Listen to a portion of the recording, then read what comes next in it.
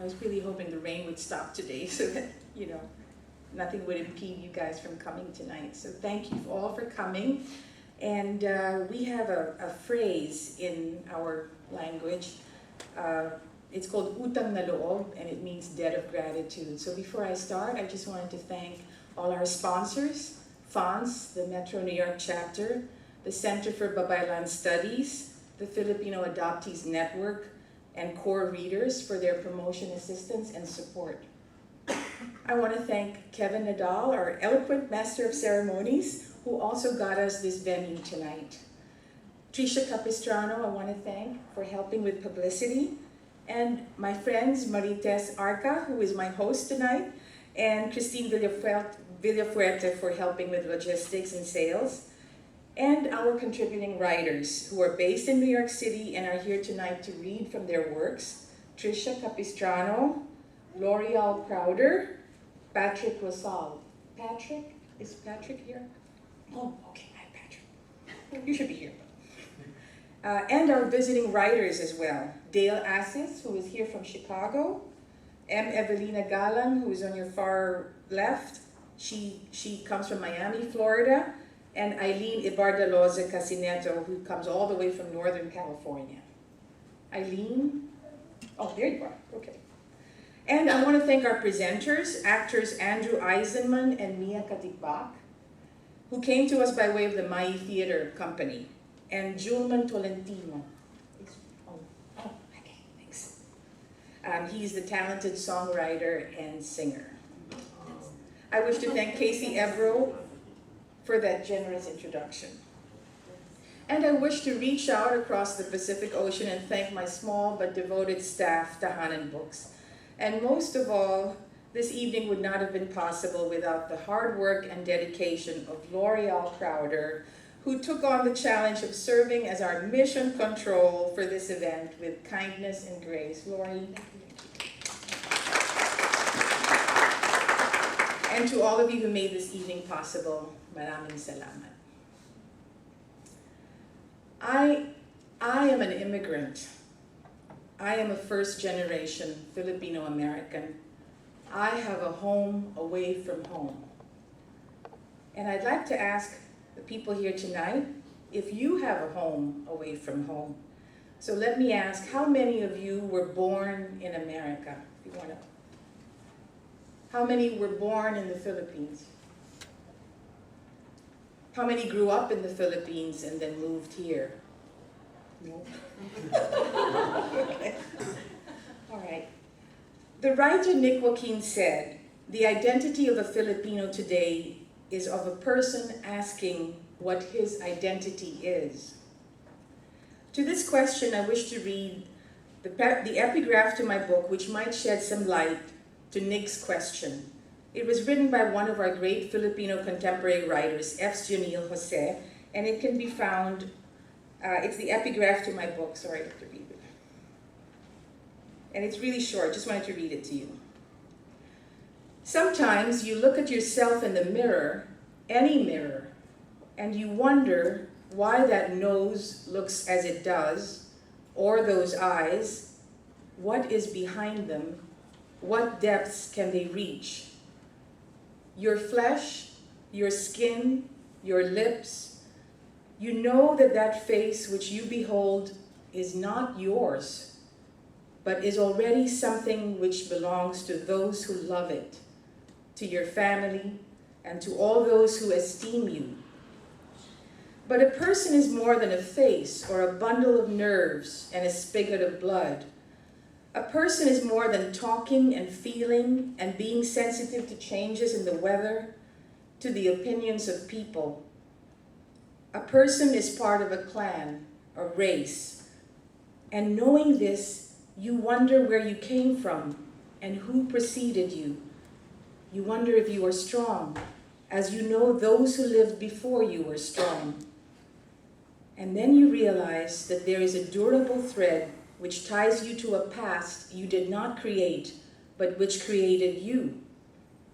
Then you know that you have to be sure about who you are, and if you are not sure, or if you do not know, you have to go back.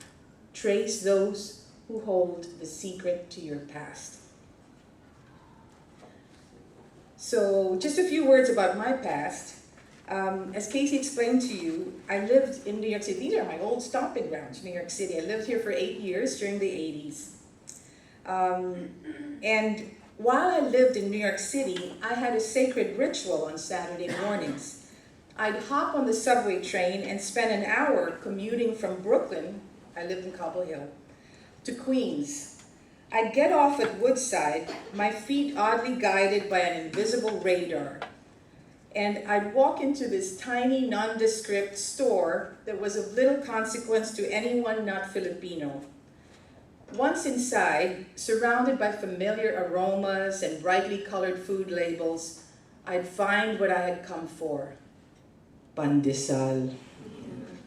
If, as the Oxford Dictionary says, homecoming means an instance of returning home, then in a way those weekend pilgrimages to the Filipino sari-sari store in Queens were small celebrations of coming home for me. I was young then, younger. In my 20s, I was homesick. And with each passing year, despite eating the pandesal that warmed my tummy and soothed my soul, my malaise only grew worse. So after 9 years, I went home. But what is home? Where is home? 2 decades later, I'm still trying to find the answer. I spent 16 years in Manila, and then I had 2 boys, 2 teenage boys, and I decided to save their souls and bring them to the United States. And I threw a dart at the universe. I'm not kidding. I threw a dart at the universe. It landed in Seattle, Washington, and I brought my boys over there, and that's where I've lived for the last 4 years. So I come to Seattle, and I've been spending the last 16 years publishing Filipino books for Filipino families in the Philippines, and I thought, hey, this is a cakewalk. I'm just going to bring my books here and sell them to Filipino Americans, right? Nothing to it. And then I realized Phil-Ams would flock to my table, during trade shows and conferences, and they'd look, and some of them would be impressed, but most of them said to me, well, what about us? What about our story? Who's going to talk about our story? So that got me thinking. I wanted to do this book. How then does one begin to tell the story of millions of Filipinos for whom the transplanted life can be both a blessing and a burden? My research showed that characteristically, the first generation of Phil-Ams, when they arrived in this country, they dove headlong into cultural assimilation. So out went the language. They always kept the food, but out went the language, and they sacrificed the mother tongue for the other tongue. So now the second generation, these are the kids that are growing up, and they're more confident. They've been properly assimilated into the host culture. They now have a desire to learn and teach the mother tongue to their children. So that is the nature of our quest. That is as our cultural identity continues.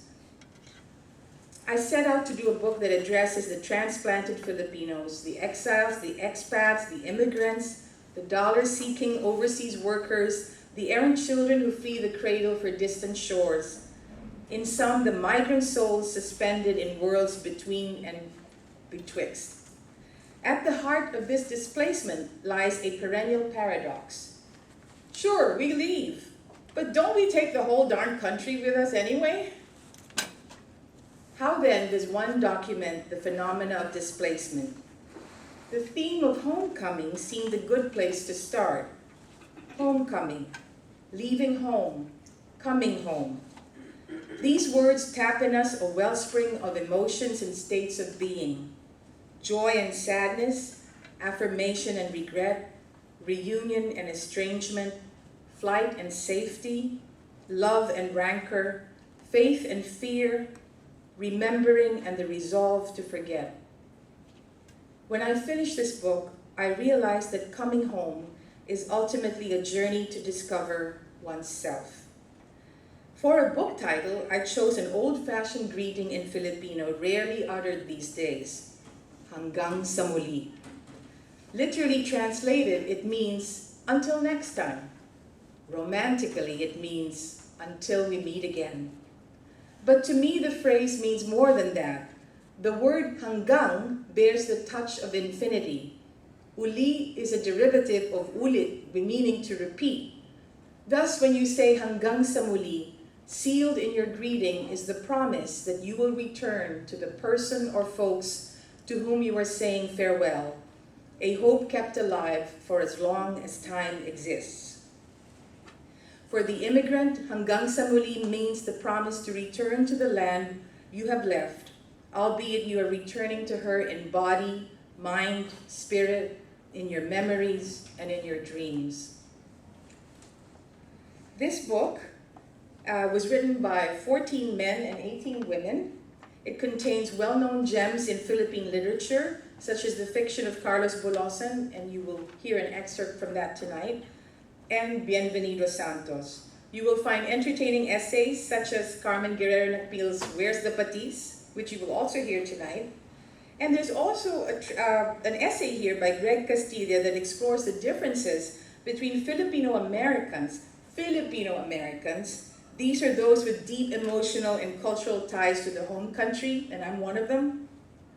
And American Filipinos, those who were raised on a matrix of American principles and traditions. And you will know Phil-Ams because they're the ones that when they're invited to a party, they'll say, yes, we're coming, but they don't really come. That's because they don't want to offend, right? And the distinction between the two dawned on me the day I met an American Filipino who ate rice with a fork instead of the time-honored spoon. I thought it was such a betrayal. Toward the end of a recent trip to Manila, my family took me, or made me pahatid, to the airport. As I watched my last piece of luggage hit the curb, I was suddenly overcome by a knife-sharp sadness. Only then did I truly understand the meaning of ambivalence, wanting two things at the same time. Clutched in my hand was my Philippine passport with my U.S. green card clipped inside. And as planes flew overhead, I was paralyzed in thought by two notions. I wanted desperately to stay, and I wanted to go. And so this book is for all Filipino immigrants who find themselves stranded between two shores. We are the Flying Dutchmen of our time, consigned to the high seas, looking for that safe harbor we remember in our dreams, but which remains elusively out of reach. And so I end my talk with a pledge and a promise, hanggang sa muli, for surely our next reunion is only a matter of time.